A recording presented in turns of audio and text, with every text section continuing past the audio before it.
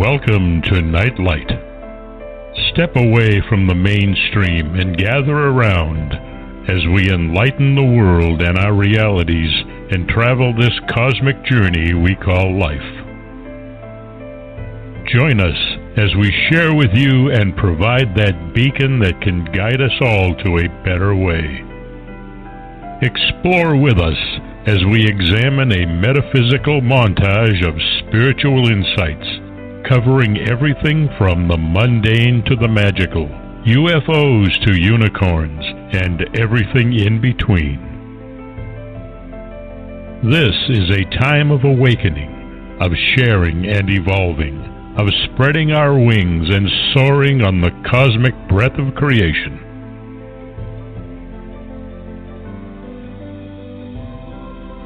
Come and join with other light-minded spirits as we weave our lights together to seek understanding, enlightenment, and, with a little luck, some wisdom. This is Nightlight, a reminder that you are never alone. And now, here is your host, the lovely, delightful, insightful, and all-around great gal, Ms. Barbara DeLong.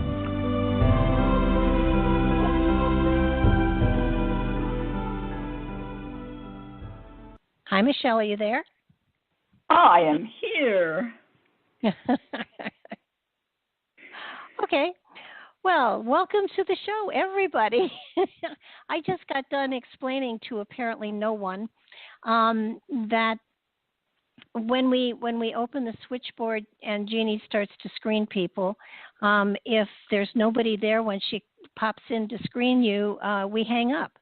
And because there are a lot of people that will call in and then just put the phone down until the show begins. And because we do screening, we want to get your name so that it makes the show a lot more personable.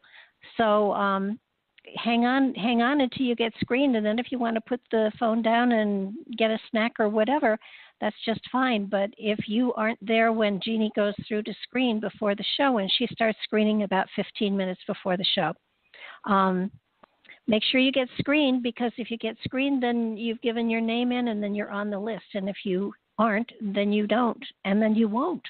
So that said, because a lot of people have complained, and I wanted people to understand how we do this, because it gets confusing. Yeah, that's good to know. I didn't know how you did it. Well, this has taken almost a decade of doing shows to figure out how to do this. Wow. But well, it's much more fun to be able to give a name than to say hi 1 2 3 4 5 6. You're on the air. So this way, it's just a friendlier way to go. So the weather is going crazy, at least here in the East, and the energy of the country for this month is absolutely stark raving mad. So at least as far as I can tell, I don't know astrologically if it's crazy, but as far as I'm concerned, it is. So it's going to be interesting to see what people have to ask tonight. Mhm. Yeah. Well, are there things going on astrologically that would call for a lot of unsettlement and unrest? Well, there is definitely that. For one thing, we're now in March, and we're coming to the end. We're kind of getting close to the end of this ingress, which started on the 21st of December.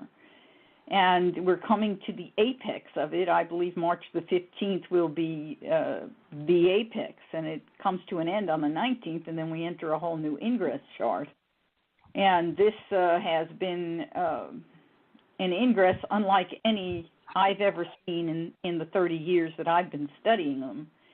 And I've certainly looked back as far back as before the French Revolution, and I've never seen a chart like the one we're in right now. It seems to indicate that there could be governments in a position where they're being tested tested at every level, tested on their stability, or brought literally in some form crashing down. The diplomas that would be handed out could be what we call a detention slip instead of a diploma. And so those who are leading countries who have not been leading them are going to receive those in many different ways. And we're witnessing some of that as we stand here, and as we're moving forward to this point in May, where we will have all the outer planets, all 5 outer planets in water and earth signs. We're going into a feminine energy, an overall feminine energy. Right now, we're almost there, okay? Uranus is the only one holding out at this moment in time. You have Saturn in Capricorn, Pluto in Capricorn, Jupiter in Scorpio, and Neptune in its own rulership in Pisces. Those are all feminine signs. Uranus is the only one who's still in a fire sign, and it will move in May. So you have a female revolution taking place. The patriarchy is struggling to hold up its end. Every form of corruption is coming out of the woodwork. Because also we're under a solar return from last summer and a lunar return now that have been both significant in digging up what's going on. And of course, Jupiter in Scorpio will continue to expose everything. And it's got help from everybody to do this. It's not doing it by itself. So Scorpio, of course, is everything that has been hidden in positions of power, how they have been using our resources and not with our knowledge or our approval, and exposing all of that. And that's huge. And so we're facing that. And today the moon itself is in Scorpio, so I'm sure there's more statements coming out. It's really a challenging, trying time, and it's not about to end. It's going to come to a climax, as I said, probably around the 15th of this month, and then we are going to go into a whole new set of energies coming on the 19th. So it's going to be very interesting, and how many indictments, I can't even keep up with them at this point, that we've already heard. Yeah. I think. Well, go ahead. It's not only here, of course. I mean, you look at Italy, for example, Berlusconi. I mean, he's a man who is convicted of a felony, and he's still running. He thinks, and he does not even have the right to run again. He has taken all his terms of office he can take, and he's running anyway. Oh, God. What does that say about the world? Are we all crazy?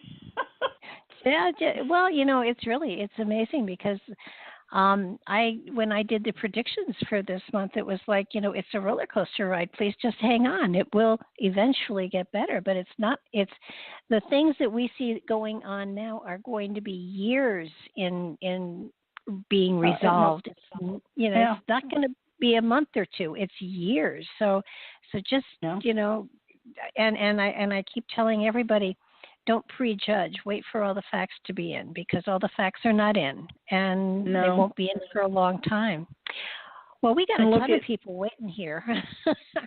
Okay, I didn't realize that, and of course, with all these planets in Pisces today, I'm surprised that people are awake.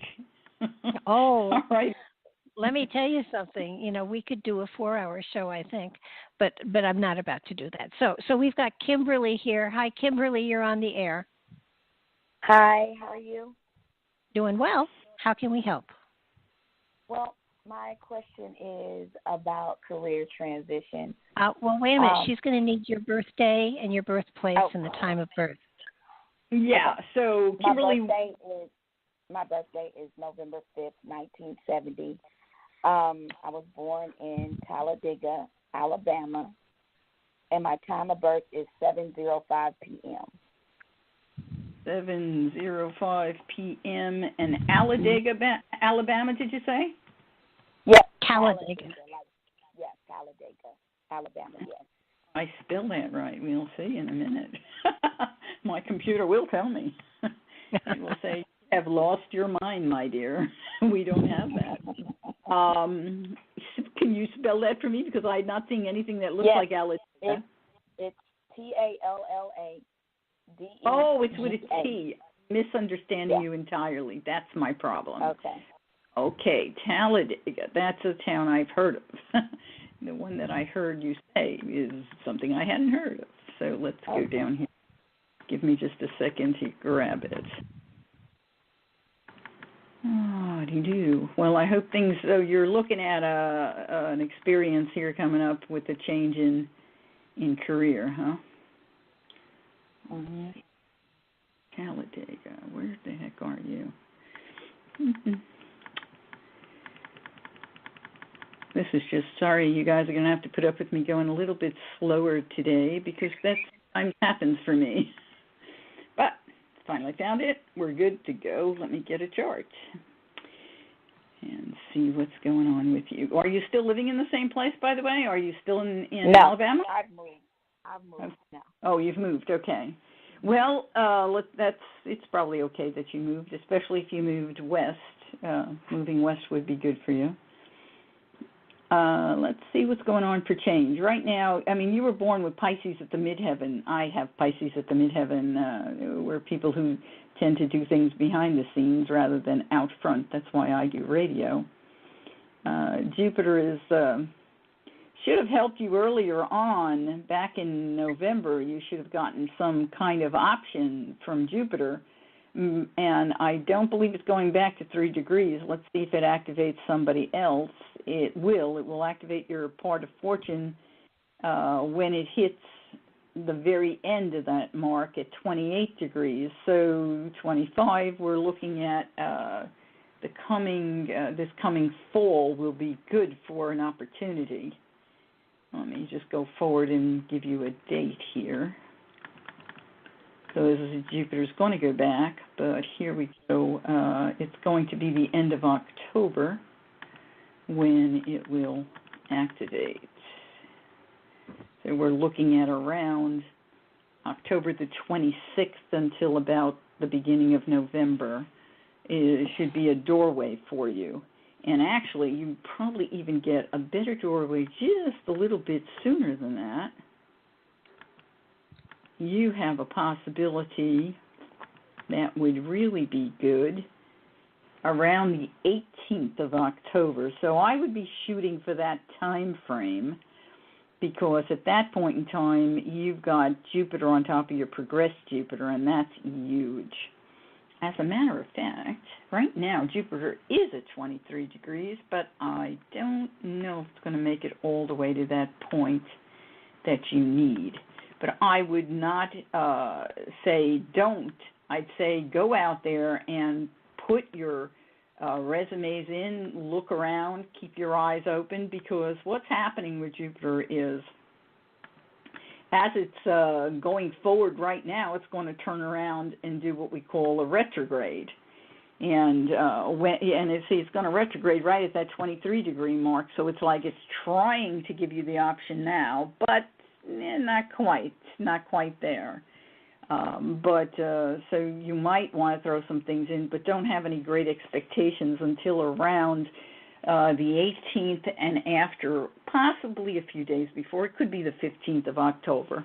But that's your time frame. Those last couple of weeks in October is your time frame. That's where I would be looking for a good opportunity to just break through. So make sure you have resumes in wherever you want them. I'd be looking now, because what's not available now that might appear to be available will come available later.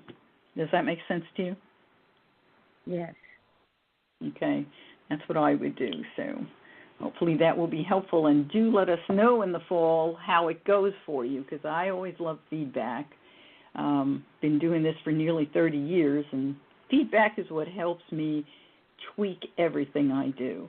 So. Absolutely. Well, thanks for calling, Kimberly. All right, thank you. You bet. Good luck with your job hunt. Okay, we've got Stacy. Hi, Stacy. You're on the air. Hi, my name's Stacy, and my birthday is December 26, 1967. I was born in Oceanside, New York at 18 a.m. 6:18 a.m. in Oceanside. That sounds nice. Ocean, on the island? Yeah. Okay, I just wondered. It's funny. I've been out on the island many times, but don't remember Oceanside. So. Yeah, it's on the South Shore. It's it's near Merrick, around that area. Oh yeah, I've been around Merrick, Belmore. so I must have missed it. Yeah, Merrick, Belmore. Yeah. The island is beautiful. Well, let me go ahead and find out. Well, I don't live there. I haven't lived there in many years. I'm living here in Florida now. Oh, okay. Well, you're still pretty much, unless you're at the very eastern part of Florida, you're still kind of in the right line that you were born in. And actually going east is bad for you. Going east actually is helpful, because if you went a little east of that longitudinal line, you would bring your moon closer to the midheaven, and that would be more comfortable than where you were born. So, good work. I would definitely move, and you probably have. I'm going to guess you have. So what is it that you are concerned? You know, right now you're calling on a lunar return. The moon is in Scorpio. You were born with the moon at 0 degrees of Scorpio. So this is the beginning of a whole new time for you. Whenever the moon enters our moon space, we activate a whole new energy for ourselves. We activate all the issues of our natal moon. And you were born with a nice combination. Your mom and dad actually did love each other. They obviously were good for each other, and that's not the usual story, unfortunately, that I hear or see. So that's a lovely statement. So tell me, what are you concerned about? Well, I just want to know if you see a new job or new relationship, anything, because, everything's just, You're just kind of hanging out and nothing's happening, huh? All right, well, yeah, exactly how you put it. Uh-huh. And actually, this is a time where manifestation should start working for you. Again, we're going to talk a little bit about Jupiter. Jupiter is getting ready to go retrograde. And for you, when it goes retrograde, it's a good thing. It conjoins your Venus. And your Venus, of course, rules your house.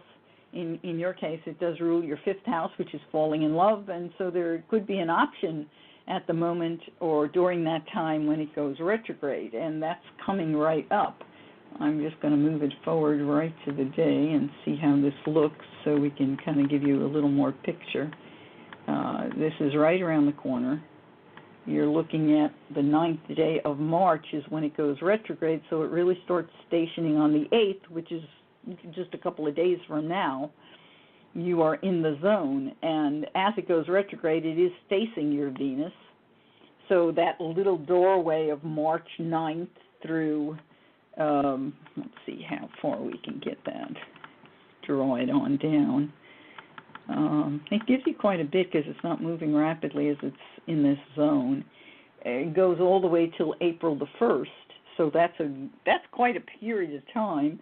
I would take advantage of any opportunity that comes up to meet with anybody and Venus rules your career as well, so it's not surprising, you don't have any love in your life, you don't have career, it's all quiet. Venus rules both houses.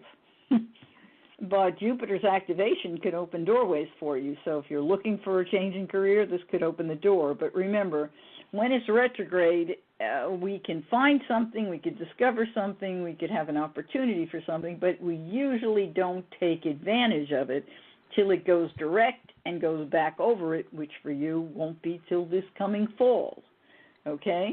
but this is your time to be looking, and you could end up meeting somebody, and maybe when you meet them, you'll go, oh, gee, that's a really nice guy, and we really kind of made a connection, but maybe he doesn't live nearby, or maybe he is in a job that he doesn't have good timing to connect with you, or maybe he's just gotten out of a relationship. Something's not quite right. Do you see what I'm trying to say? Mm-hmm. But don't give up on it, because when Jupiter makes the next pass, which is in its direct mode, which will be in October, everything could suddenly click right for you. So for you, let's see if it even goes to October. It may be, it's just the very beginning of October. It's the end of September, the beginning of October.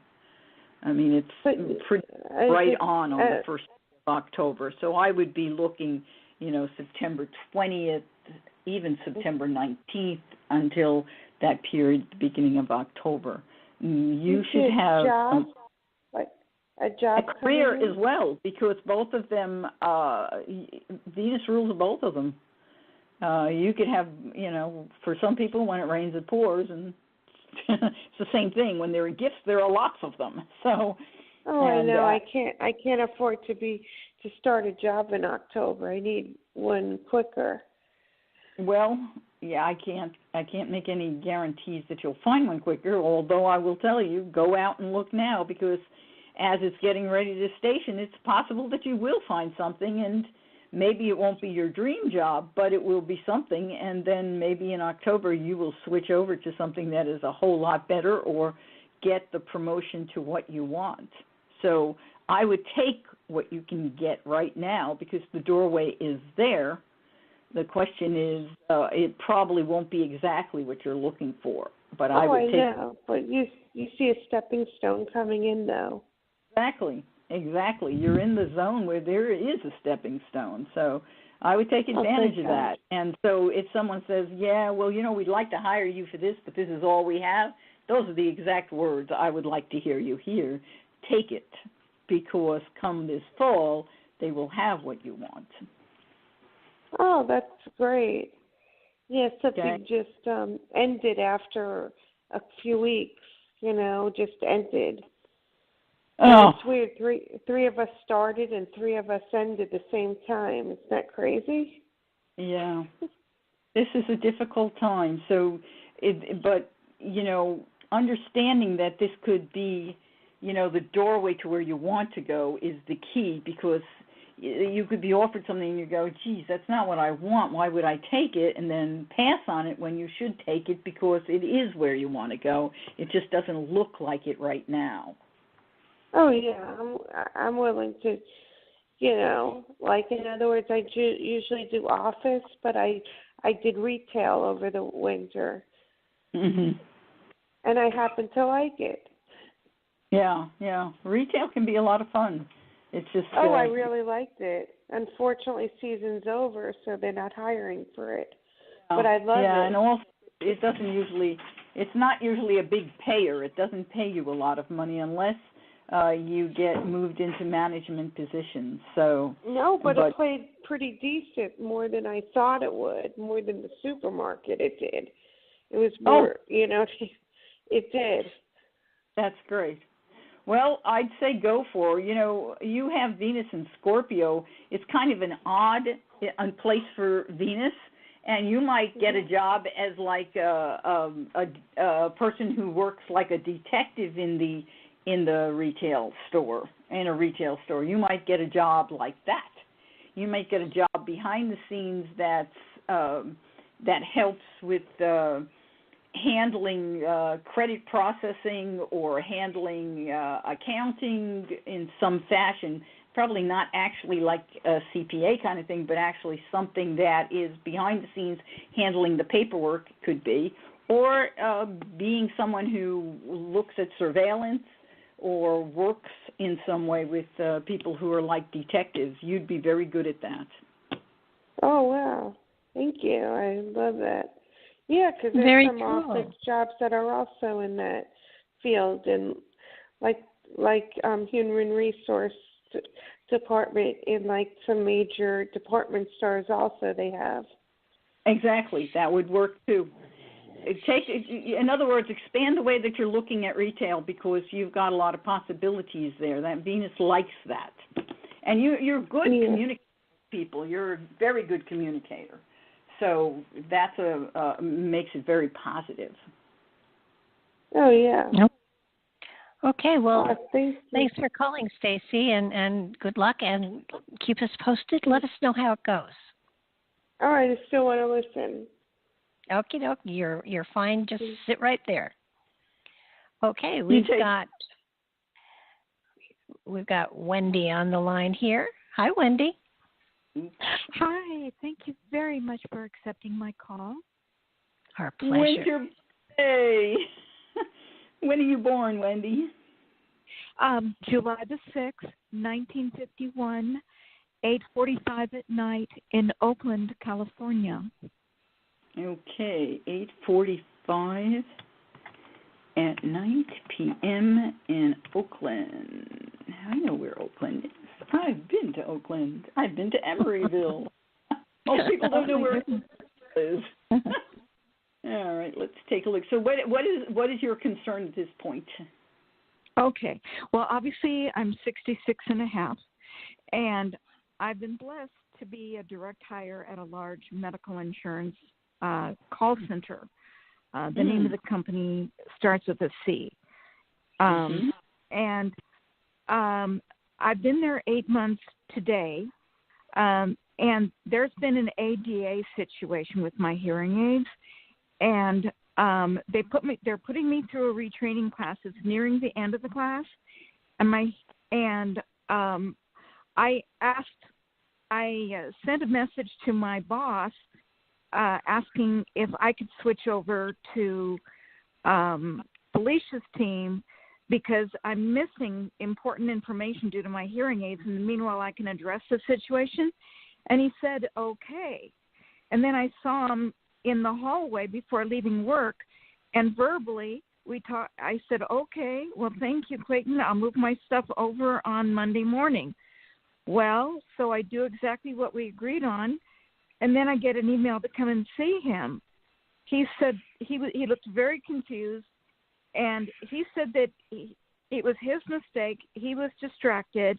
And meanwhile, I lost an additional 3 hours of class of training with my current class. And so this is not good. And I practically I let him know, because it came down to it, that I really wanted to be a huge success and independent with this company. But I'm concerned because I'll be missing additional time to have some doctor appointments. And he said, well, keep your doctor appointments and we'll go from there. And then he really wanted me to stick in this man's class. And I told him before that this man has, he sees my hand up to ask a question, and then he doesn't get to me.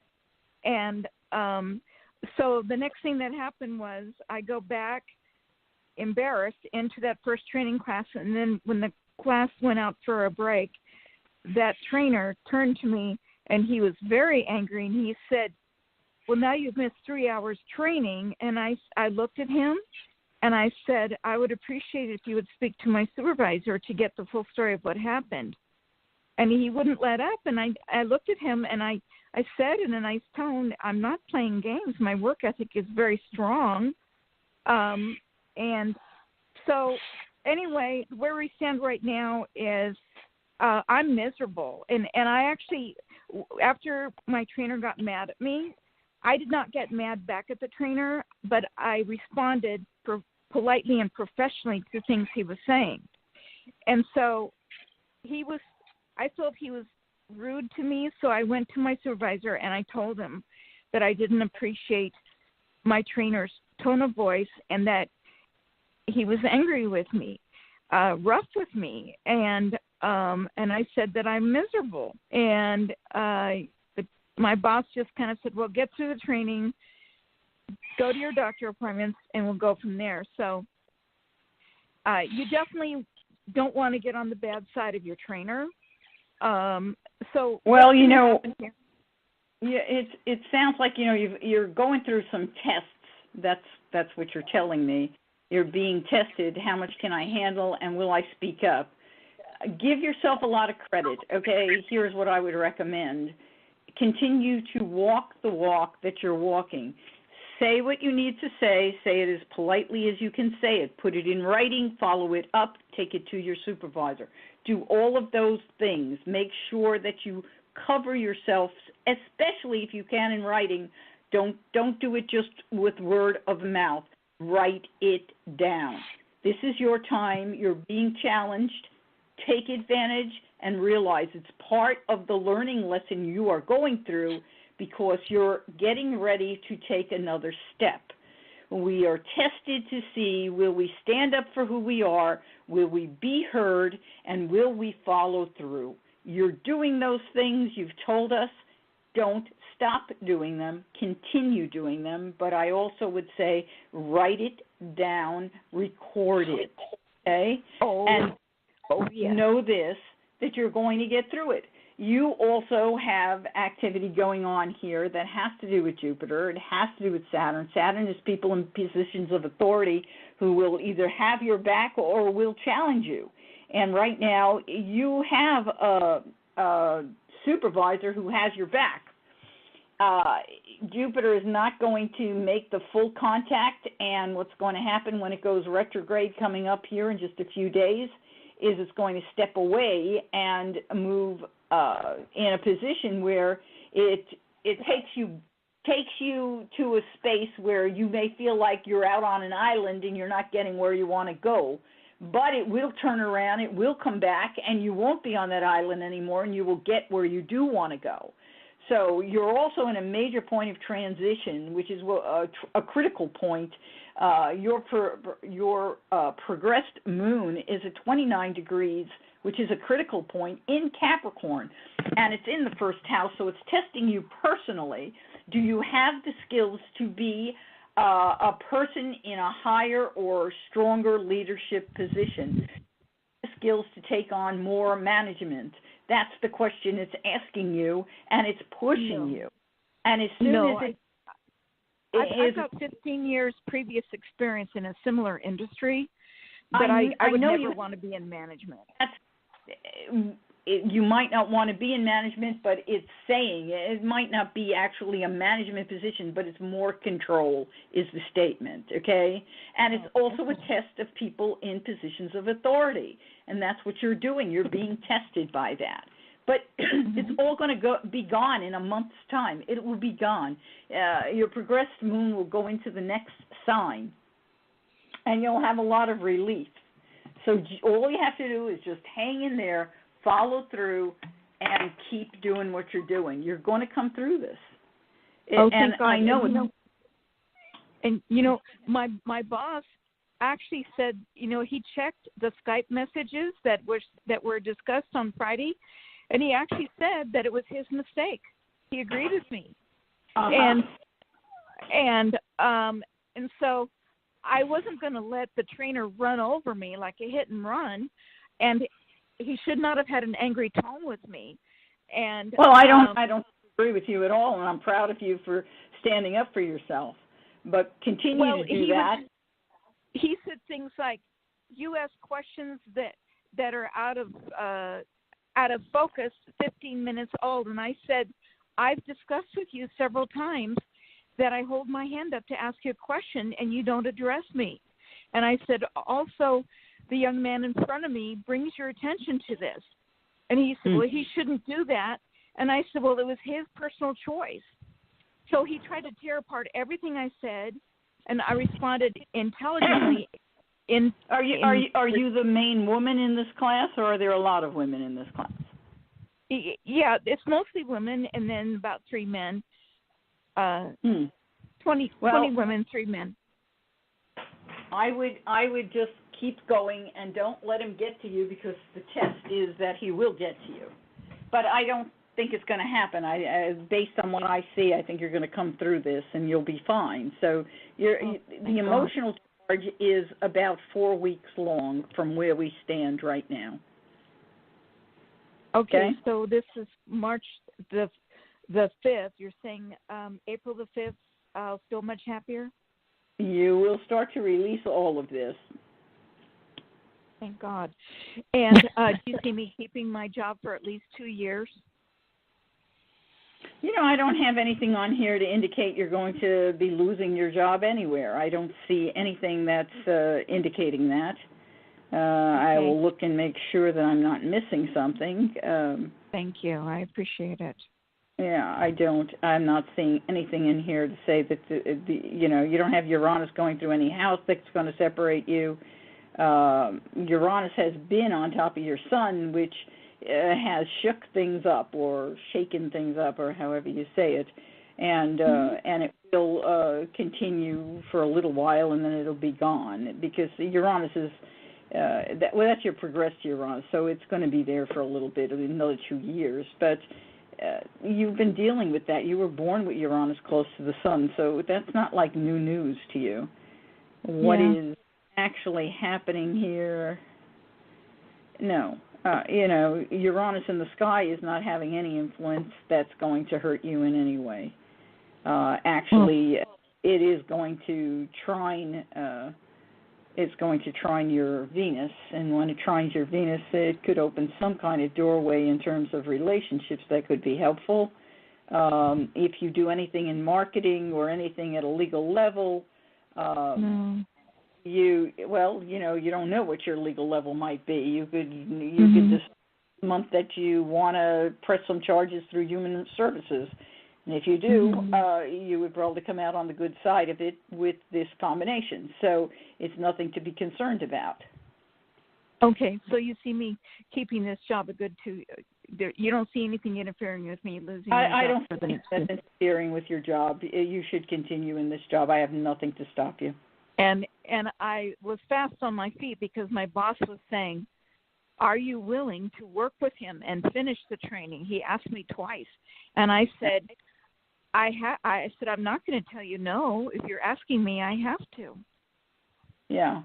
Well, like I said, the only thing that I would do that I don't know if you have done is to put things in writing.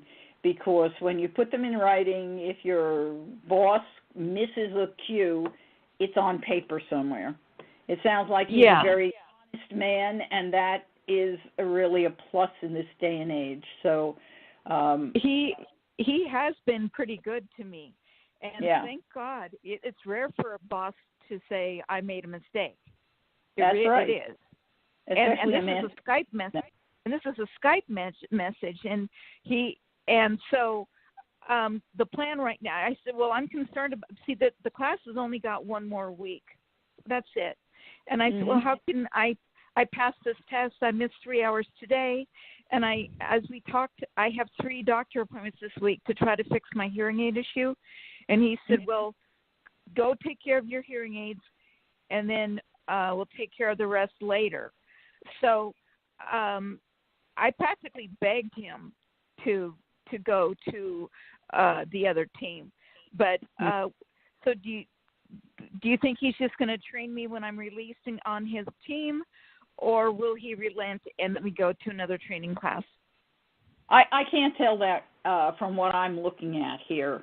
That he would switch somewhere. I'm not seeing any switches going on, but that doesn't mean it won't happen, because astrologically that's a small thing. It's not big enough to be extremely noticeable here.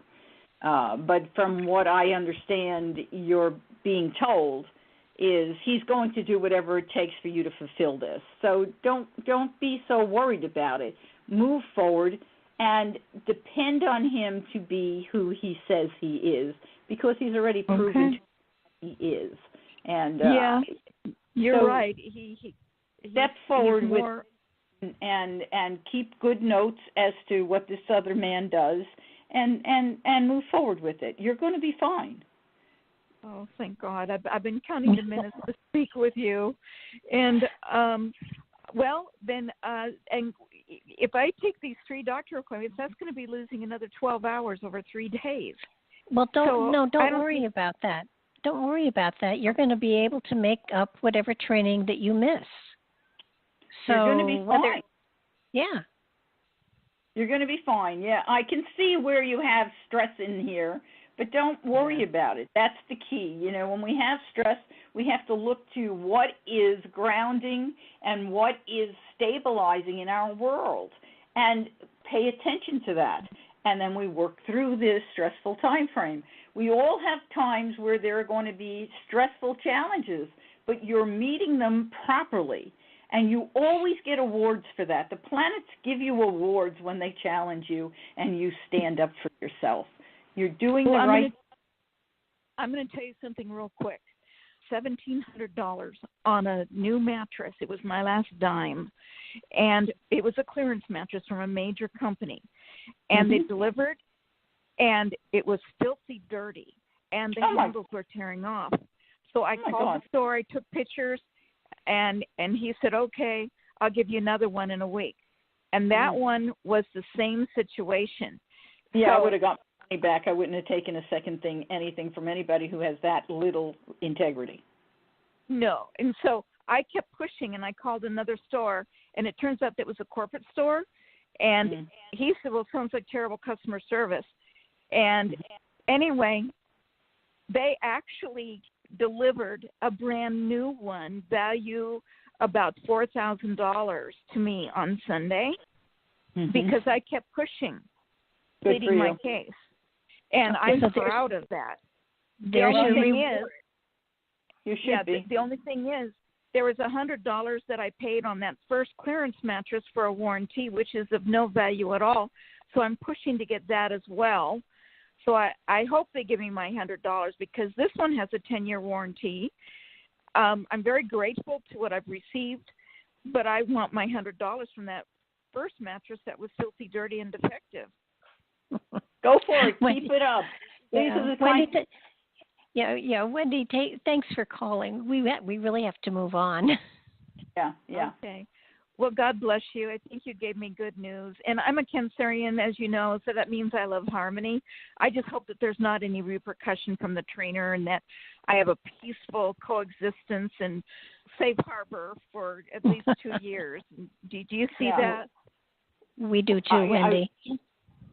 Take care, Wendy. Yes, I said I think you're going forward in the right manner, so hang in there. Yeah. Okay, and keep us posted, please.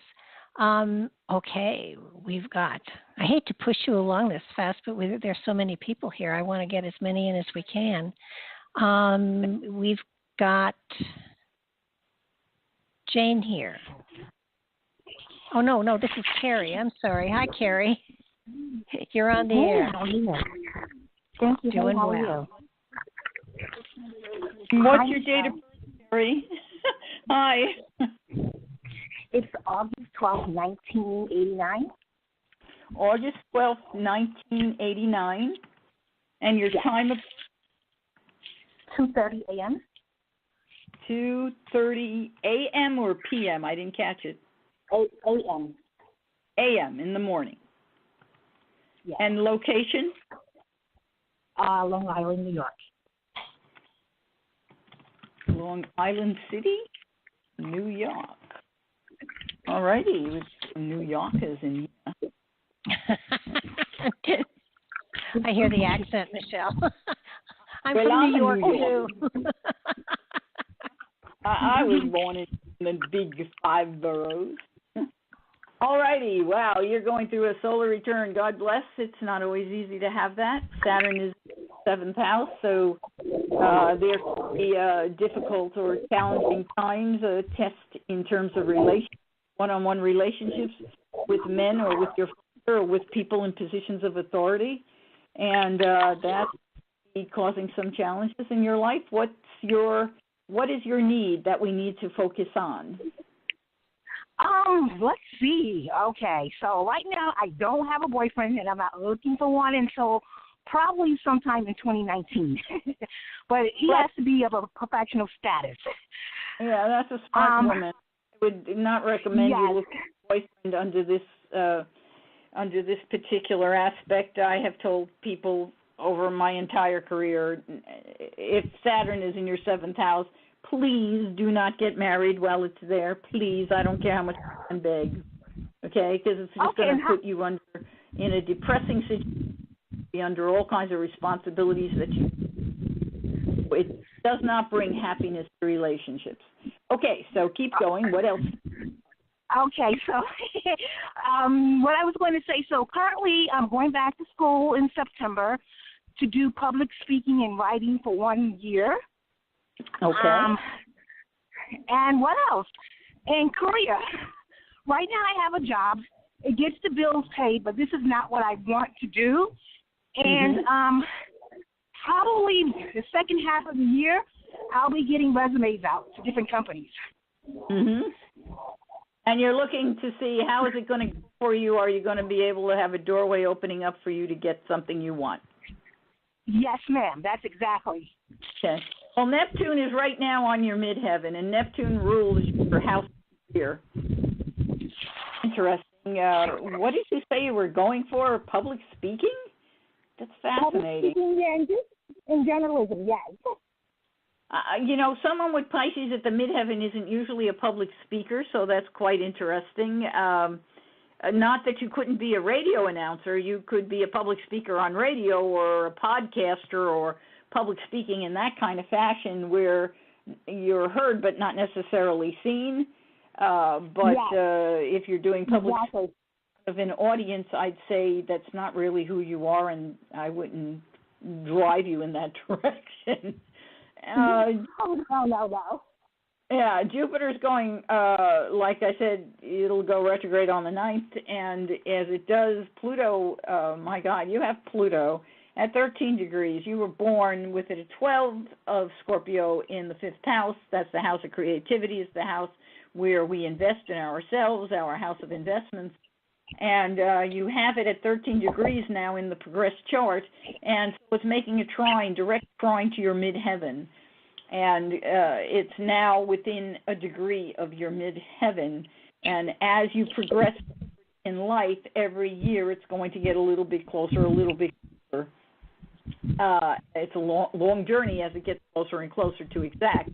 With Neptune at the midheaven and Pluto in this beautiful trine action, a position of empowerment.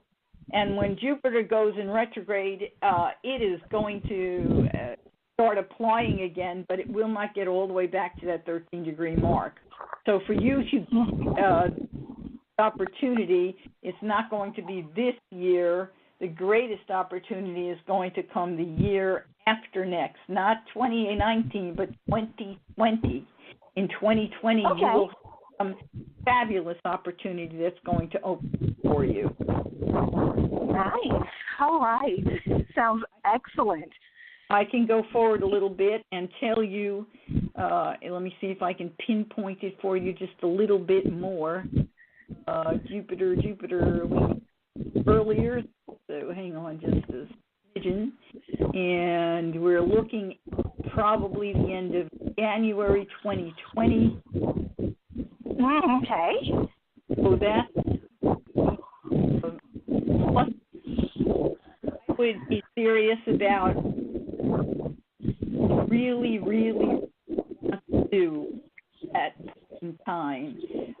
Starting around the 15th of January 20, you have an opportunity for you to get what you want. All right. That's a powerful window for you, and it's anywhere like ever again. Michelle, let me just interrupt a second. Carrie, are you outside? Yes, I am, ma'am. Okay, because we're getting a lot of sound of wind here. Yeah. Okay, so let me just go into... Are you able to hear me better now? Yeah. Yes. Okay, great. All right. You can hear me, right? So yes, go. Nice, loud and clear. Yeah, pay attention to this time frame because, like I said, it will never happen again in your lifetime like this ever. Oh, really? Okay. So I am on the right track, but I'm actually going back to my master's degree. It looks like it's not going to happen until 2019. Yeah, that's perfect sense to would be 2019 that you'd get it, because at that point in time, Jupiter is in its rulership, and it will activate your North Node. Your North Node is in the 9th house. This is the house where we can connect or teach or speak to the public in some way, whether through the internet or otherwise. It's a great spot. And the North Node is what is it that I have come to achieve in this lifetime? What is my directive? Directive here is about brotherhood, about unity, about cooperation. How do we communicate with each other and make the world a better place? And it's an intimate. Exactly. So Jupiter makes in alignment with this in 1919 is saying, I am now going to get the diploma from that higher university to be able to open the door in 2020 to get the job that is going to allow me to achieve what I came here to achieve in this lifetime. So on the mark, keep going, go for it. Let us know how you do, and we'll be praying that you get there, because I can see what you're going for is for the good of the world. Thank you. Wow. Thank you so much. Awesome. Okay, I love it. Thank you, Carrie, for calling. Take care now. Thank you. Thank you. Okay, bye-bye. Bye-bye. Okay. Felt like I was in a wind tunnel there for a minute. Yeah, it was pretty windy.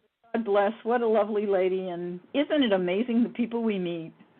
Oh, my God, yes. Okay, we've got Melvin Hug here. them all. Hello, Melvin. How are you doing tonight? I'm doing pretty good. How are you all? Doing well. Okay. What's your birthday, Melvin? September the 10th, 1960. September 10th, 1960. And do you know your time of birth? 6:35 p.m. 6:35 p.m. and location? Georgia, Thomasville, Georgia. Thomasville? Yes, ma'am. Is that where they make the furniture? Oh, yeah.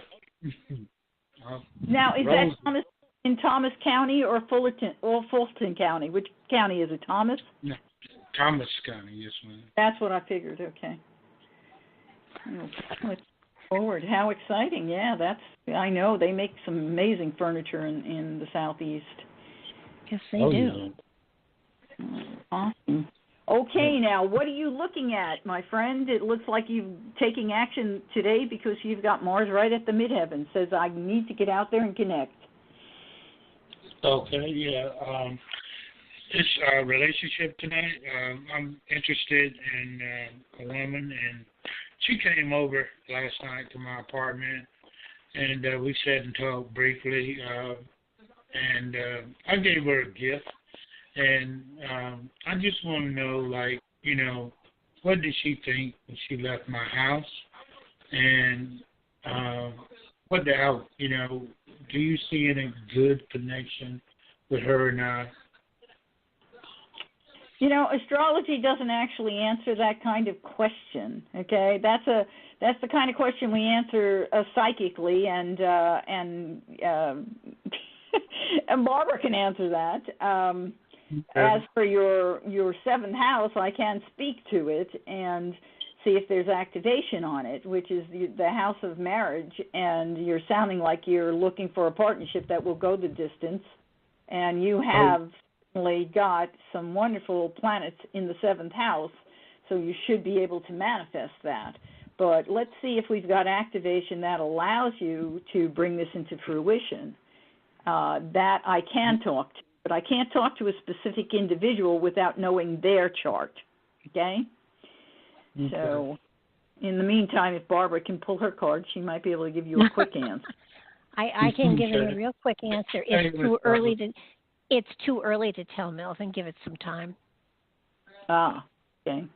So there's the quick answer. It isn't the one you want to hear. But here's what I'm going to say to you. You were born with the North Node in the seventh house. That's the directive that you've given yourself for this lifetime, and it's in Virgo. And you're saying, I want to have a relationship in this lifetime. I want to have relationships that are one-on-one, close relationships with individuals where we have the ability to speak to the truth of every detail that matters. And you have to be careful that you don't become critical. That is the big issue there. The negative side of this is where we become critical either of the other person or of ourselves. And so you have to practice paying attention to when you start to become critical to say, oh, I'm doing that. Let me stop now. And pull yourself back from it, and then state in your own mind a litany of all the good things that you have accomplished, whether with this individual or by yourself, depending on who you're criticizing. If you're getting critical of someone, then I want you to go through a litany of the good things you've done with this individual. If it's yourself, then I want you to go through a litany of the good things you have accomplished, okay? Because you have to break that cycle. You do have Saturn in a wonderful trining action to your North Node, and it's applying to your Sun in the 7th house, which tells me that when you do marry, you have the ability to make it long-term because you want it to be long-term. Your progressed Saturn right now has moved forward enough that you are now in a position this year, next year, and the year after to really start to manifest the marriage that you want, okay? You basically have a 5-year window. Well, it's not quite 5. It's 4 years because you're already at 1359. So you're almost at 14 now. You're within 4 degrees of your Sun. So the next 2 years, you should be thinking, I'm going to marry probably in 2 years, within 2 years' time. And that person is going to manifest, whether it's this woman or someone else, because you've already set it in motion as soul. It is coming in. Your chart is really specifically planned for this. And everybody's isn't by any means, but yours is. You truly have a focus here. But your big issue is what I just spoke about. If you will practice working on that, it's going to help you a lot in that relationship. And when you get ready to have that relationship, get that other lady's chart, and if you can afford it, give me a call, okay? And I will tell you exactly. And I love to do relationships with both people on the phone, because I can then talk to you about where your challenges in that relationship are and how you can work them out, so you don't find yourself blaming the other person for something that they're activating that's already there in your chart. That's what we tend to do. We bring in people who activate some of the hard experiences in our charts so we can work through them. And when we understand what's hard in our own charts, and that the other person can activate it, then we work on ourselves instead of causing the relationship to pull apart. As long as you have good, strong magnetics between you in many areas, the relationship has the ability to go forward. But if you're aware of what triggers the issues or the challenges, then you can work together to change that. Do you see what I'm trying to say? Yes, ma'am, exactly. Okay, well, you're going for it, and you're going to have a relationship, and it's going to be a good one. So I look forward to hearing great news. Let us know when you've got a marriage proposal ready to go. I'm sure Barbara and I will celebrate with you. Absolutely. Oh, yeah. What Absolutely. a day that'll be. Yeah, it's coming up. It's not that far away. It's only a couple of years. Okay, thanks you so much. Thanks for calling, Melvin. All right, thank you. Love you. All right. Love you too. Bye-bye. Bye-bye. He is one of the sweetest men. He has been calling my show for really? I just love seeing his chart.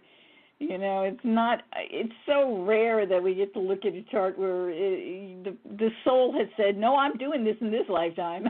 And his is right there, telling me I'm doing it. So wow. That's great. Yeah. I've got a switchboard that is jumping all over the place here. I'm going to try to pick people up as I can. I did write names down in the beginning, and Jeannie has been telling me that the switchboard was dropping and picking up and dropping and picking up. So we're going to do the best we can with what we've got. Next we've got Jane. Hi, Jane. How's it going tonight? Hi, good. How are you both doing? We're great. We You always get lots of energy from you folks. So, what's your birthday, Jane?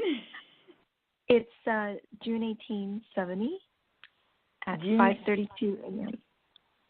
June 18th, 1970 at 5, what was it? It's at 5:32 a.m. 32 a.m. And where were you born? Scarborough, Ontario, Canada. Scarborough. And that's Canada. And let's make sure we got Canada up here. No, I don't know why my computer went to something else and why it even changed the name of the city. I never know what it's going to do. You really have to pay attention. That's okay. We'll try that again and move it on. Come on, little guy. Yep, there it is, Scarborough, Ontario. We're good. Good to go. That's what we want to see. And so now what do you want us to focus on here? Career and relationship. So I was wondering what you can, how are things going to look in the next few months? Well, you have some difficulties maybe with career right now. You were born with Neptune at 28 degrees and Scorpio in your house of the workplace, and it makes what we call a square, a challenging action to your midheaven, which is the house of career. So it's you were born with this issue, challenging the veracity of who you are, challenging the veracity of your abilities, could challenge you in terms of health. Your career could challenge you in terms of being seen clearly for who you are. So that's you were born with, and that's not an easy thing to get across. However, Jupiter right now is saying, you know what, we're going to bring it right forward to you and help you work it out. So you may have an even bigger challenge coming up. Not immediately. It will be this fall as Jupiter goes over Neptune. Fortunately, it's not going to station on it. It's not going to go retrograde on it. It's not going to do anything terrible. It's just going to go over it, which that tells me that whatever the issue is, you've been working on it, okay? And that means you are going to have that experience and you will pass through that experience. And the good news, okay, is that the following year, later in the year, about a year down from this early fall, you're going to have an opportunity that's going to be a really good one in terms of career. It's just not, it's not right away. I can't tell you it's going to be like right away, unfortunately. But it is a great, and it only comes around once every 12 years, so grab a hold of it and attention. I'm going to move forward here on my computer so I can actually take a look and give you a more accurate date, okay? So let me go to 2019, and let's see, it's not 2019 I want. Yeah, okay, let's see here. It is 2019 I want. So I got to keep my years straight in my head. I'm not always good at that. I move around through years like nobody's business, and as a result, it causes me to get confused. Okay, so it ends at 23, so it doesn't quite make it, and like I said, it's going to have to go forward. And here we go. Ooh, she's going to move so fast, like lightning. All right, you've got a 30-day window, and it starts on the 5th day of November 2019. So you're looking at, I'm going to go by days to make sure that I don't overshoot. I don't want you to think that there's more window there than there is. Let's go right to the end of the window. Okay, here it is. The end of the window comes November the 21st. So it's a short window. That is your window. Write those dates down. They are precious to you. And as it comes to that last day, you have huge opportunity. So anything that you really, really want, this is your time to apply for it beforehand. As that window starts to open, you should be in application. By the time it gets to the 21st, you should have a doorway opening. And it should be very exciting because this spot here where Jupiter is at that point in time, on November the 21st, 2019, it will be making a sextile to your natal Jupiter and your progressed Jupiter and a trine to your midheaven. And a sextile to your midheaven. So it's saying a doorway for your creativity, a doorway for your networking potential, a doorway for a career opportunity as a result of a connection that you have made on a one-on-one level with another person. So I hope you're hearing me. It doesn't mean just getting resumes out, but it means going to any kind of media event, social networking event, some kind of mixer for a workplace or career, or maybe it's a talk on the kind of career you want. Whatever it is that's going to connect, it's going to bubble up, it's going to come out. Pay attention and go, because it's going to be a way through an individual, not just a resume. You got it? Oh, yes, I've written that down. I've written. Okay, very important, because it's a long ways off and you might forget, but you can always back in, I can assure you the information will be the same. I'll say it differently, but it will still be the same, because that's what's written here. Okay? Sounds good. Right before that, you may feel like you've got some challenges, so don't let those challenges stop you. You could have somebody in your family challenge you and say, "Oh, you're shooting for the stars. You're never going to get there. You're blowing out of proportion, you don't have the education." I could go on and on with what they might say, and I don't know who's saying it, but it looks like it's coming from your home. It could be your mom, it could be someone else that I don't who is in some kind of a powerful position in your home. And I want you to completely and utterly ignore them. You can bless them. What I always say to all of my clients is bless them and honor them and say to them, "I love you. I am grateful that you are taking an interest in my life, but I have to do my life my way, just as you have done in yours. Please understand that and allow that to be the way you handle it, okay? Don't get angry with them. It's not worth your energy, and it only hurts the relationship. It's always better to honor the other person and believe, even if it's not true, but believe that what they are doing is in your best interest. They don't necessarily have your level of consciousness, and if they don't, it's always just better to believe that they have your best interest at heart. You see what I'm saying? Yeah, that makes sense. Okay. That's my mom. And that, keep your life in a beautiful place. It's your life, and the energy that exudes from you living your life is the energy you live in. And if it's an energy of loving and accepting love and projecting love and knowing love is there, you will always be happy, even if the people in your family are miserable. Okay? You don't need to be miserable. None of us should be. We are all divine beings, and we do create our own universe. So let's love ourselves and practice that. And don't let this person, whoever it is, cause you to say, "Oh, I can't go for this." I want you to remember what I've told you, because you can go for it. And you'll get it. Okay? Oh, that sounds good. Okay. That's great. Thanks for calling, Jane. Thank you so much, ladies. You're welcome. Okay, we've got Jackie on the phone. Hi, Jackie. How is it going tonight? Hi. Hello. Hi. Tell us I'm going to, anytime now, I'm going to get to my chart location here. I don't know what I'm doing over here today. What's your date of birth, Jackie? My date of birth is January 5th, 1965. I was born in London, England. And but the unfortunately, time? I don't know the time. Oh, that's going to kind of put a little kadoosh on me here. I can't really give you timing the way I've been giving it to everyone else. Without a time of birth, I don't know your house cusps. The cusps of your houses are dependent on the time you were born. So it's not going to allow me to give you all the details that you hear me giving everyone else. Right, because I want to get my chart rectified. But the more that I ask questions, the more that I kind of find something out. Because I just recently found out that I had an Aquarius moon, and that was one thing that I wanted to know. Yes.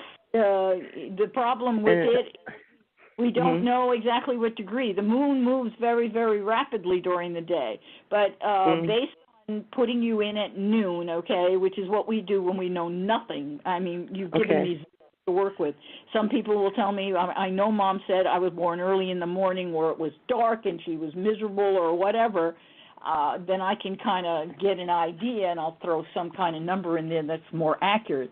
But when we put noon in, what it does is it sticks us right in the middle of the 24-hour period, and that gives us the chance of identifying where your moon is. It doesn't really tell us what your ascendant is. If I could, or I could tell you more. That's how you first begin rectifying a chart is, you know, what do you look like? This tells me if you were really born around noon, you would be a beautiful woman. Taurus rising is usually photogenic and beautiful, and people automatically notice that. But also, they usually have a very short neck. They're usually short, and their body is what I call compact. So it's a very compact body. It's not lanky or long or lean. It's compact. So I don't know what you look like. You know, the sounds like me. is different. So but they always invariably have a short neck unless it's a big mitigation. So that's one of the key elements you could say with Taurus rising. But anyway, what is it? This does show an Aquarius moon. It shows it at 13 degrees. So that tells me that most likely you are born under an Aquarius moon. And that's probably why you're here in the United States now? Yes, I am. You should be comfortable in the United States because the United States has an Aquarius moon. So, of course, you know, right now with our politics, we won't go there. No, don't make us all nuts. But nonetheless, the ideals of the United States of America fit our Aquarian moon. We are a very inventive society. We've probably invented more things that other people have taken further than any other country in the world. And that's really because of our diversity, and Aquarius is the sign of brotherhood and diversity. So, despite what's going on politically. So, tell me what you are concerned about, and let me see if there's any way I can give you some info. Well, for the last almost 7 years, I've had a very strained relationship with my family. And it occurred when my mother died. And a lot of things were withheld from me, and a lot of things was done behind my back that was, like, really cruel. And I just, you know, I want to see if there's anything that you may see that will show, you know, what to expect in the next couple of months. Well, I'm not sure where to wangle that. I can see your mom and dad were not a good combination. There's a lot of chafing going on, a lot of stress going on, a lot of frustration going on. Your mom wanted to be your friend, and you may have perceived her as your friend. I see those things. The progressed sun is now in Pisces, which can work with your sun, but of course it doesn't work with your moon, so it's hit a new step. And the sun a lot of the time will speak to the father. Saturn speaks to the father, or if your father is not there, then there could be an absence of the father in terms of at this point in time, because you have Saturn right on top of your sun, and that can cause an absence.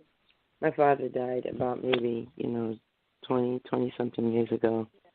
So he's not there to mitigate anything.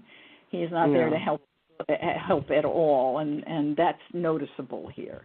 But with all of this stuff in Pisces, and you have Chiron in Pisces, you were born with it in Pisces, this activation is activating Chiron. And Chiron is where we're most wounded in life, and as a result of the wound, we are to learn to heal ourselves, and as a result of that healing, we are then able to help others heal through a similar wound. Having it in Pisces is an indication that, and I can't go to the whole truth of it because I don't know what house it lands in, but I can say this about it. I can say that it can be about not hearing the truth about you. You are not exposed for who you are.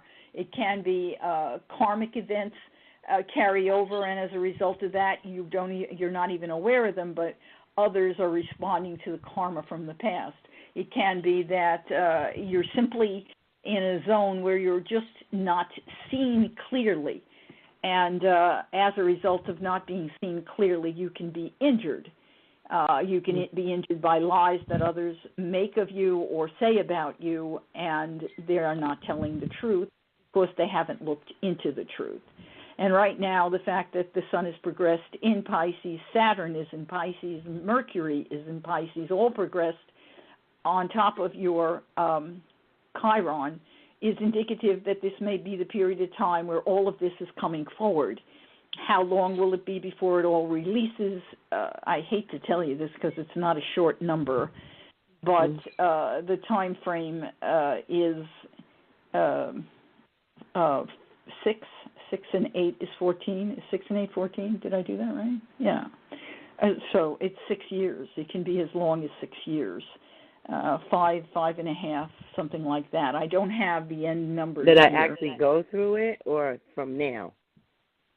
From now, it's probably another 5.5 years to get fully through this, because it's all applying to your natal Chiron, and Saturn is only at 7 degrees. Your natal Chiron is 14. That's a 7-year stretch to get Saturn over Chiron. So that is a challenging statement. Mm-hmm. I hate to say that, but I don't have all the information, so let's pray that I'm completely wrong. Right. That would be nice. Because what I've been dealing with, how it affected me. Like, I never really had the closest relationship with my sister because she was always like a bully to me. But what shocked me was as soon as my mother died, it's like all my brothers and sisters wanted to eliminate me altogether. Oh, my God. And they have no idea how much they affected me, all my children. I think one person was deliberate because she's always been that way, and she's very calculating. But the other ones have no idea just how much they affected me. So to me, this feels like it's the dark night of the soul, and I've been trying to do my own work, to get through it. But I definitely wouldn't want to be bothered with the same thing for the next 7 years. Well, I hope I'm wrong, but like I have reached that point now that like if everybody just go their own way and I never see them again, I think it would be easier for me to get over it rather than have them nearby and do the vicious things, Yeah, and we could probably rectify this chart in like 2 minutes because of what you've already told me. Chiron at 14 degrees, you were born within an opposition to Pluto. And Pluto in Virgo, and Uranus is there, and Mars is there. So it's been this issue. There's been an issue there that has, upon occasion, raised its head, probably coming through this one sister of yours. But the opposition to Pluto is an opposition of control. It's an opposition in Virgo of, it can be pickiness, criticism, pointing things out that are not necessarily truths. And it's a kind of a polarizing action. And what's happened now is the progressed planets have come in to add to this opposition that was there from your birth. And so it's brought it all up to the face. And it will take you, I'm probably right about my time frame. I pray I'm wrong. But the good news, of course, is once it gets over it, everything can change again. And you could have a nice doorway to come forward, and they could be nice to you again. I got to tell you this from my own life, okay? I've been a metaphysician since I was born, basically. I was raised on the inner planes, not on the outer world, but on the inner planes by a spiritual master and other spiritual masters. And so I always had this inner world, but on the outer I was always like, okay, she's just not like the rest. And I had to be in a room where my sister, my brother, and my sister's boyfriend laughing at me, literally making fun of who I am, saying, what Michele does is just a lot of hoo-ha, and as though I wasn't in the room at all. And it's very painful to have your family say things like that. But I never responded to it or reacted to it. I just walked away and cried. But now my family calls me. They ask me for information. They ask me for advice. Everything is turned around. It took time. It took time. And yours is going to be somewhat similar. Not, of course, like mine, but similar in that it takes time. But when it turns around, it does turn around. So don't throw the baby out with the bathwater. Just take the baby and put him to one side from time to time, and he's going to grow. And when he grows and has the awareness and the consciousness, he'll be able to say, I'm sorry. Well, it's funny that you mentioned that my mother was kind of like a friend. When my father passed, my mother and I got incredibly close. Growing up, I was close with my father. Yeah. And after both of them passed, that's when a lot of rumors had begun, within my family. Like they were saying that my father wasn't my father, which was, it was really painful to hear from my siblings. Even if he wasn't, who cares? He raised you. Why these people? And he named me after his mother. So there's a lot of things that I realize now. There's a lot of jealousy. Yeah. And backbiting. And I never expected it. It caught me off guard. Yeah, sweetie, be kind to yourself. Treat yourself with kindness. And know that anyone who treats you this way, they're doing it because they do not have the state of consciousness that you do. It doesn't mean we're better than anyone else. It just means that we're in a different space of awareness. And I think my mother understood it, but she could have explained it to me before she passed. Yeah. Like all the things that we had, especially about esoterical and spiritual things, it never, ever dawned on me to ask my mother what time I was born. Well, if you have any aunts that are still alive or possibly uncles, somebody might know. The other thing that you can I'm completely isolated from my family. I'm completely isolated from my family. It has a lot to do with my relationship with my mother. I think they're dealing with a lot of guilt, and they're taking it out on me. Yeah. Well, your chart, from what you've said, would probably not take terribly long for any astrologer to rectify. So, because this teeter-totter that I'm talking about, this opposition, these elements that tell me you've had challenges have to come from siblings, which is third house. So we would slide this whole thing around and put that in the third house and work from there. And that would probably give us a pretty darn close chart. Yeah. Well, I can't do it right here because it's too much for me to do on the radio, but you understood what I said. You could do it yourself.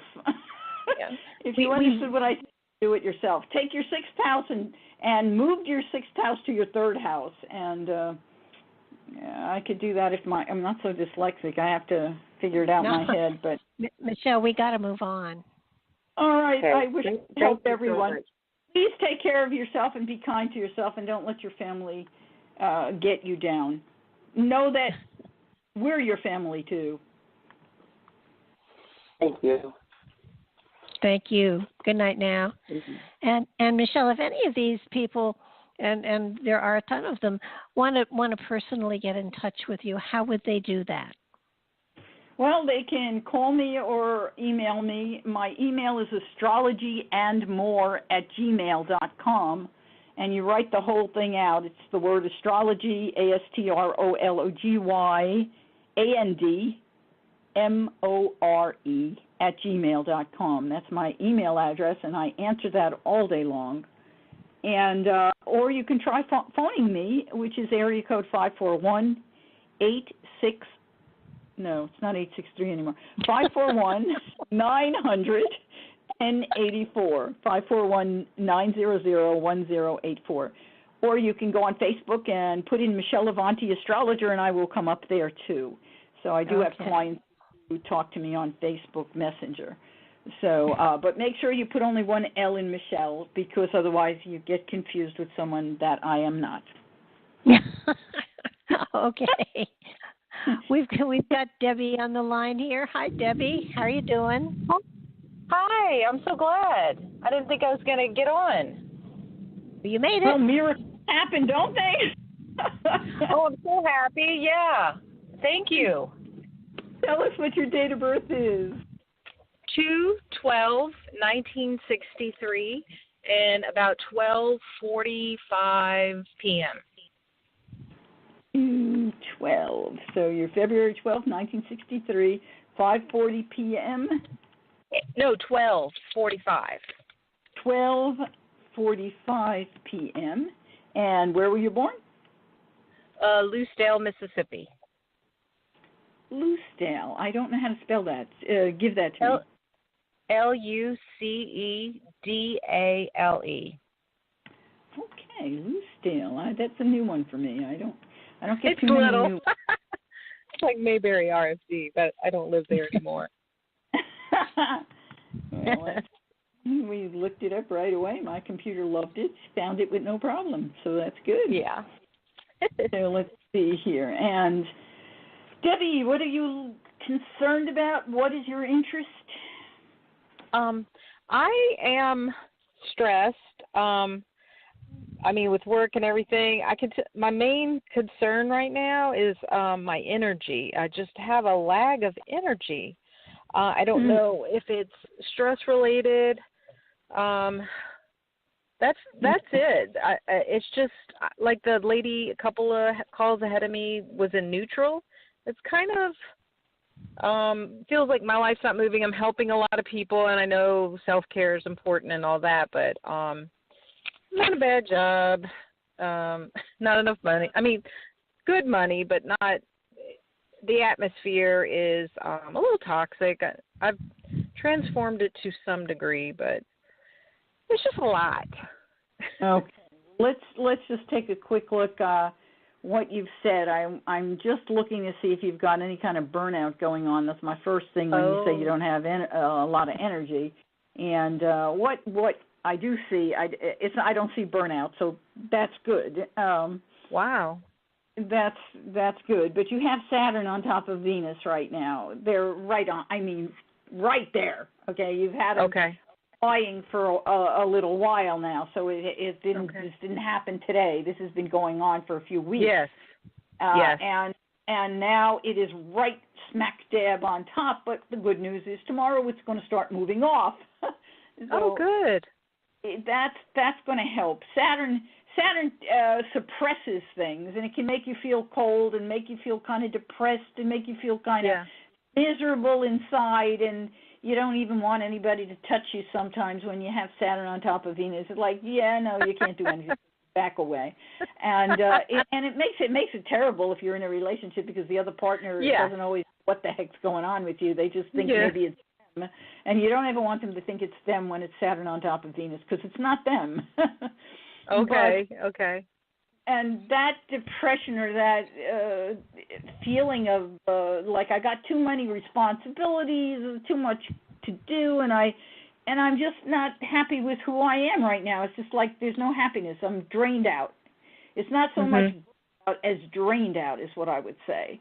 And what is Saturn is about to move off. It's already starting to separate. It's not only separated now by 4 minutes, okay? 4 tiny minutes. But in the next, about a week from now, it should kind of pull away, and you'll start to feel the difference. So I would, whenever I see Saturn on top of Venus in anybody's chart where it's applying, I tell people, you've got to be nice to yourself. You've got to practice laughter. You have to put, it's like a doctor giving you a prescription. The prescription is get yourself some cartoons, get yourself some funny lines, get yourself jokes, whatever it takes, and read them every hour or two to yourself, and practice seeing a funny movie every single day. I don't care which funny movie it is. I don't care if it's the same one. You have to laugh when Saturn's on Venus. You have to, and you have to do it. Because Saturn isn't going to do it. It's going to make you say, no, I'm just going to get under my covers. I'm just going to feel bad. And it doesn't it doesn't do any good for you to do that. And Saturn's not really trying to tell you to do that. It's trying to tell you you have to make time for you. You are allowing the responsibilities of your one-on-one relationships take over your life. Yeah. No, you have to learn to say, no, I don't really want to do that. No, you're going to have to find another friend to go to the mall with, or another friend to do that job for you, or whatever it is. There are times where we overdo it, and this is one of them. But this is not a burnout of energy, so it's not like you're getting sick or something. Good. So that's important for you to really be aware of. Jupiter I is take actually care of going. my mom, which is hard. The person I take care of the most is my mom, and I kind of have to, though. You know. Well, you need to ask Spirit to give you some other outlets. I had a client who didn't call me for like 3 years, and she'd been taking care of her mother-in-law. She nearly killed herself taking care of her mother-in-law when they had all the money in the world to be able to give her a wonderful place in a nursing home. She was a woman who literally, physically had to be taken care of to the point that she couldn't feed herself. And you're probably not in that position, but the point is, what you are doing is you are blocking yourself from allowing yourself to find other answers. You're saying, I have to do this. It's my responsibility. That's the word that Saturn puts in this space. No, it's your responsibility to find a way to make it work for both of you. Okay. Remember that. And what you do is you go to groups and you find out what in my area is a social thing that I can do that can be good for my mother. Maybe it's a senior center that you can take your mom to, and she's there for a while, and it helps her get out and connect with other people. She can make friends. You need to open the door and explore the options that you haven't. You've taken the responsibility and said, I have to do this. No, that isn't what Saturn's trying to tell you. It's trying to say that you have to learn to love yourself while you take responsibility and share that with others in the greater resource community. Okay? Okay. Yeah. So look at what I'm saying and start to open those doors. We all have a tendency, especially women, we have this tendency to believe we have to, because we're raised to say we have to do this.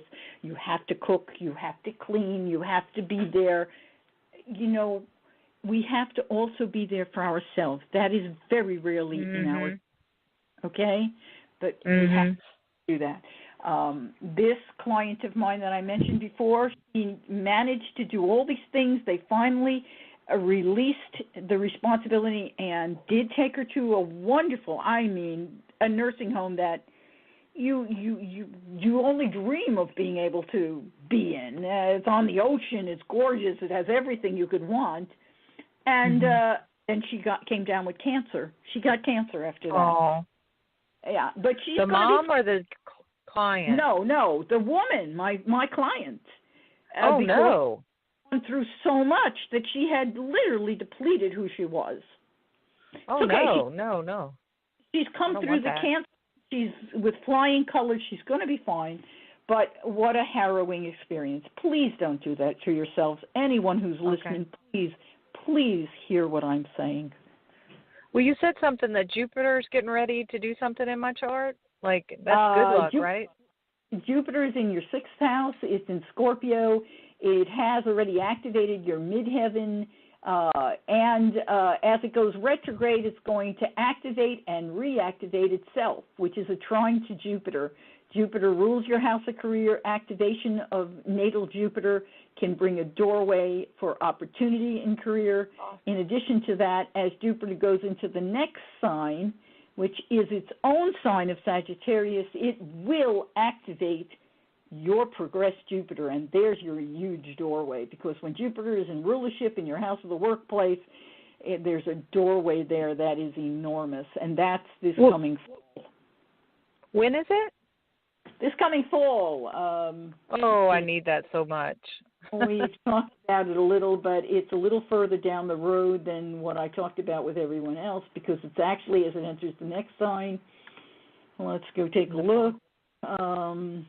Here it is at 29 degrees. It's applying as of November the 5th this year. It will be applying, and it's a short activation, but you'd be prepared is what I always say. And here, let me take it on, see where it actually hits the 1 degree mark. So we'll get it right to the day. It is active until November the 13th. So it's not a long window, but it is a very long window. So go for it. Go for it. Okay. Yeah, I would love that. Thank you so much. Oh, you're welcome. Please be kind to yourself.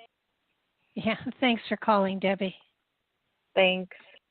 Bye-bye now. Okay. A lot of women have that, call it the complex. Yeah, I mean, the martyr complex, it's like I have to do it, I have to do it. Okay, we've got a name that I can't pronounce, so I'm going to try. It's Zinizina. You're on the air? No. Hello? How do I pronounce it? Denisha. Oh, Denisha. Okay. Denisha. Okay, Denisha. Denisha. All righty. What's your date of birth, Denisha? 02/22/96. February 22nd, 1996. So you're Pisces. We're in your zone. And happy birthday, because you just had a birthday. And what time were you born? I do not know. Oh, so sorry.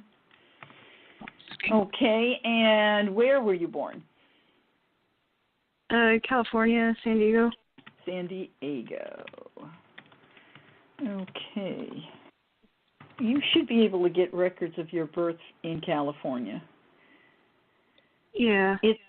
It's better than being born in monsoon season. I had a client who was born in monsoon season. A 3-month period of time. Okay, Denisha, what are you concerned with? Well, are you good with like signs, symbols, or coincidences, or things like that? I actually am, but that's not necessarily in astrology. But go ahead, give us the information. I taught dream classes 16 years, so I know a lot about signs and symbols. Okay, cool. Well, it's kind of scary. I've been getting a lot of death signs, I guess, or every time I run into something, it's usually about death. And I've been seeing tons of crows, and I've been getting like flashes of funerals and stuff like that. And I'm just wondering if it's something going on, or what does it all mean? It's probably a statement. Normally those statements are statements of transformation, not necessarily death.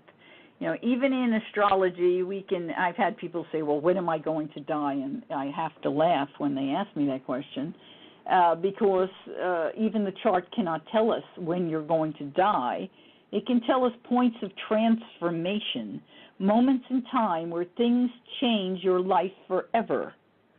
And those can be flashes of understanding of things that you did not understand before, and you become a completely changed person. So look at that from that perspective. A funeral is a death to the old, and it's usually a warning that says there's something you are not completely letting go of, because you're probably asking for something to come in, but if you don't let go, you can't get the thing that you are wanting. I see. So, looking at your chart to see is there anything here. And, of course, remember, I don't have the wheel, but just looking at key elements here, if I see anything that tells me, I see a major transition where you could actually leave the planet, I'll tell you if I see it. But so far, no, I don't see anything like that. Zip, nada, nothing. Uranus has traveled across your south node. It's traveled across your moon. And Uranus does break things up and make change. You were born with the moon in Aries. You tend to want things right now, and so that can be challenging and difficult. It can make you push yourself, and you need to probably slow it down just a little to make sure that you're getting what you really need and that you have all the details before you move forward. But Uranus has already passed your moon, so it's not even causing any issues there. Pluto is at 20 degrees in the sky in Capricorn, and you were born with Neptune at 26. That's not any issue of major transformation when those reach each other, and that's not for a long many years anyways. Let's see if it has any other activation that I'm missing. And I am not seeing anything. Your north node is at 19 degrees, so you're having a challenge from Pluto to empower yourself. The challenge is for you to strike out to achieve what it is you came here to do. You have an interesting chart. You have your Chiron, which is where you are most wounded, in close connection to your north node, which is what your soul directive is. So where you are most wounded has to do with relationships. It could have to do with marriage. It could have to do with close friendships. It could have to do with a partnership. You've been most wounded in this area. I can't pin it further down. I could if I had the time. But the North Node is also in the sign of Libra, and it says that I need to, in this lifetime, move into achieving better understanding in relationships, not just a level of talk, but a level of communication. Libra is what we call the second octave of Venus, and it's a higher octave than just talking. It's the octave of communicating, where we give the other person fair opportunity to talk to us, and we consider what the facts are that they're saying, and then we respond instead of react or reject. So that is what you're pushing for in this lifetime, to have a relationship that gives you that and that you give too. And the Chiron tells me this is where you've been most wounded. You may have spoken up, but no one has listened. They have either rejected or overridden whatever it is that you had to say and ignored, and that has hurt and wounded you. And interestingly enough, your Chiron is at 13 degrees, 44 minutes. 13 degrees is the number that all the symbology that you have just referred to is the number of. It is the number of transformation. And 44 is the number of mastery. So the 44 minutes is indicative that, and it's a 44, that is a master number of learning to control all the elements of the physicality, learning to be in control of your world without trying to control anyone else's world. And the 44 is also the number of balance, which Libra is about balance. So coming into a relationship where you give and the other person gives, and there is equal respect, equal honesty, equal trust, not one person doing all of it and the other person just taking. So apply these things to your life, and you will understand what your higher self is communicating to you, because this is your life to achieve balance in relationships despite what you have been through. Do you understand? Yes, I understand. Okay. Okay, well, thank you. Yeah, thanks for calling, Tanisha. Thank you. Bye-bye. Bye. Bye. Okay, so I got a question. Okay. Yeah, take a breath. Take a breath. We've only got 10 more minutes, and that's not enough time to do somebody, but it is time enough to give everyone sort of an indication as to energetically what is the next few weeks going to hold for us? What do we look for within our lives? What is the energy of our society at this moment in time? What is it that we're going to feel and react to and relate to over the next couple of weeks? Well, we've just come through a full moon in Virgo, okay? And it's funny because we've talked a little bit about Virgo tonight. Virgo is about, it's about health, it's about service, it's about the workplace, and it's also about critical or criticizing, being critical or being criticizing, whether we're critical of ourselves or critical of others. And you're going to witness the fulfillment of details and at a national level or an international level, where details become very obvious. It is a conclusion of many, many details that reflect on the health of the society. So you're already seeing that with indictments. That is a conclusion of details. That's what this full moon cycle, and individually for us as individuals, it's a time where we are fulfilling or finishing up issues that may regard our health or how we serve others or have to learn to serve ourselves, how we've allowed ourselves to either be critical or to be criticized.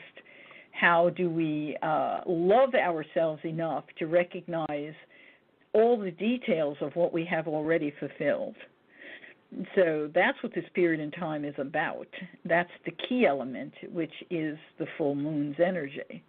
But what makes this full moon more powerful than like last year or the year before is the fact that the full moon in this earth sign is being supported by Jupiter, by Saturn, by Pluto, and by Neptune.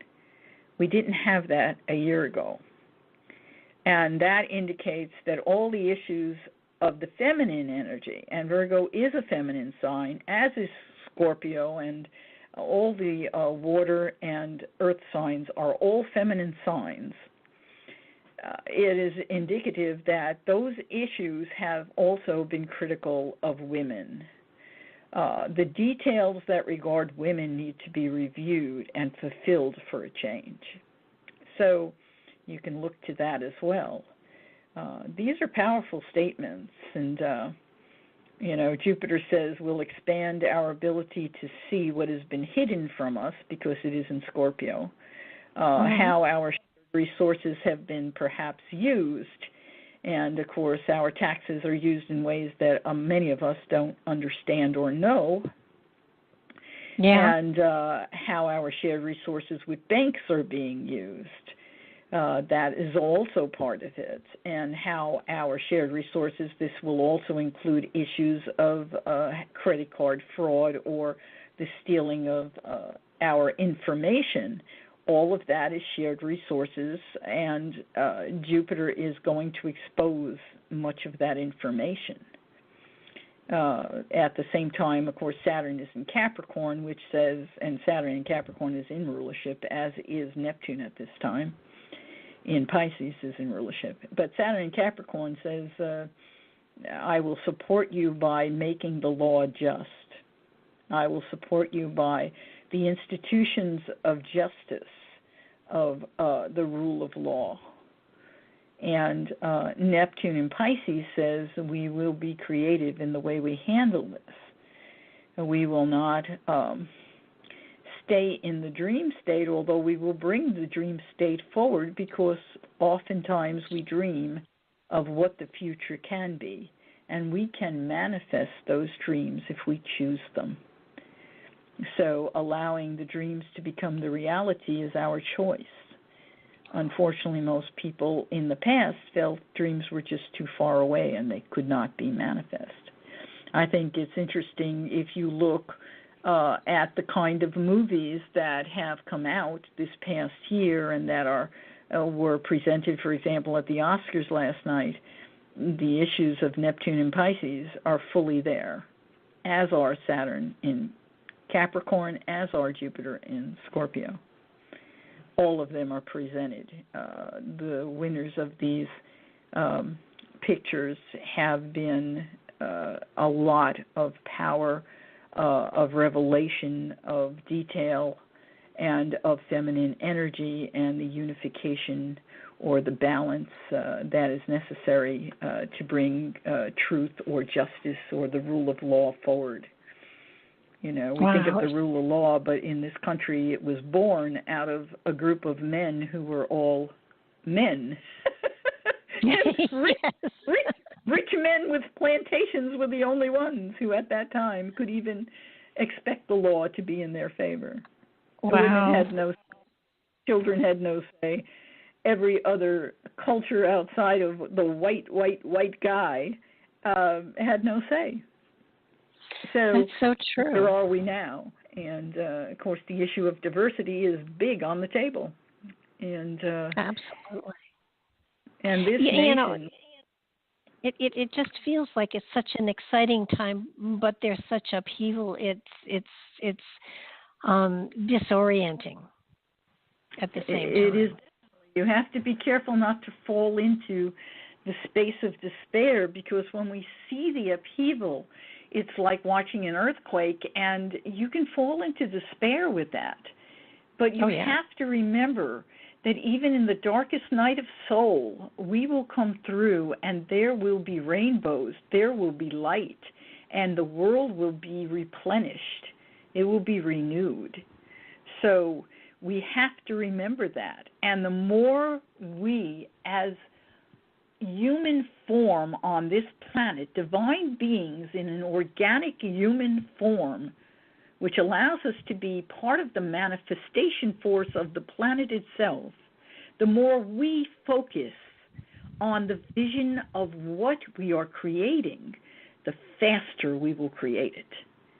Yeah. If you focus on the upheaval, if you focus on the dismantling of things, then you get lost in the ancient and you don't know how to allow the manifestation of the future. That's a really good point. Yeah. And to remember, you know, in order to be able to build new, you have to tear down old.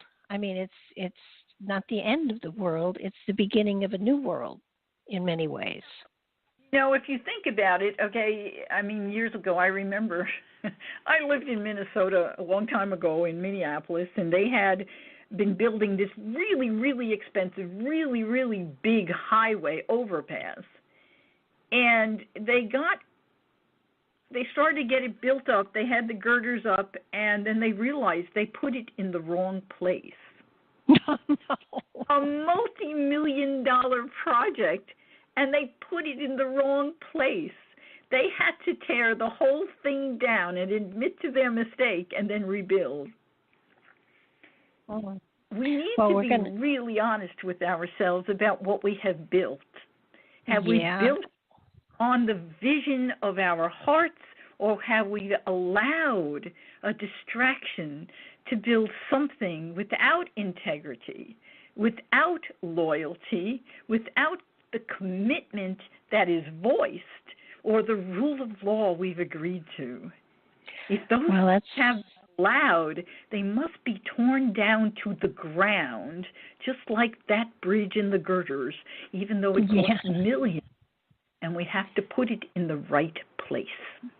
Well, you know, that's a great thought to end the show with, and it's something we should all think about, because it does appear that that is happening in many aspects of our life. Michele, thank you again so much for being here. You share such wisdom and such wonderful information with so many people. I can't tell you how greatly you are appreciated. I'm always honored, and I wish that I could hold every person in my arms and tell them how much I adore who they are, and that they could see how much they are adored by Spirit.